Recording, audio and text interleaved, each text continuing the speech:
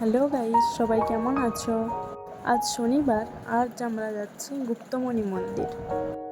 এই মন্দিরটা যাওয়ার আমাদের আসল উদ্দেশ্য হলো আমাদের বাইকের পুজো দিতে যাওয়া।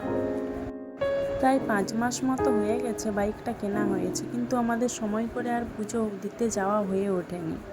লাল সাদা শাড়ি পরে সুন্দর করে বেরিয়ে পড়েছি পুজো দিতে। এই যে আমরা মন্দিরে মোটামুটি পৌঁছে গেছি। মন্দিরের সামনেই দোকান আছে, এরাই প্রয়োজন মতো জিনিসপত্র দিয়ে ডালা সাজিয়ে দেয়। আমাদের যা যা জিনিসপত্র দরকার কত সুন্দরভাবে ডালাতে সাজিয়ে দিয়েছে। এইবার এগুলো নিয়ে আমরা মন্দিরের ভেতরে প্রবেশ করব। এই যে আমি পুজো দেবার জন্য ঝুড়ি নিয়ে তৈরি। ভেতরে লম্বা লাইন শেষ করে শেষমেশ আমরা মন্দিরের ভেতরে ঢুকতে পেরেছি। দেখুন ঠাকুরের মূর্তিটা, এটাই গুপ্তমণি ঠাকুর।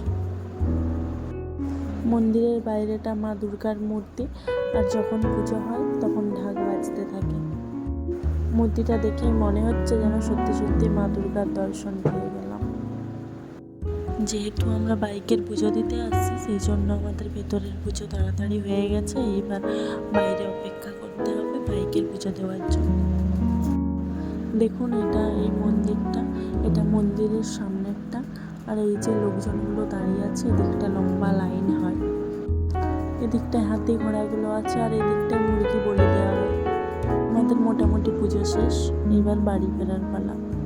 শেষে একটা ফটো। টাটা।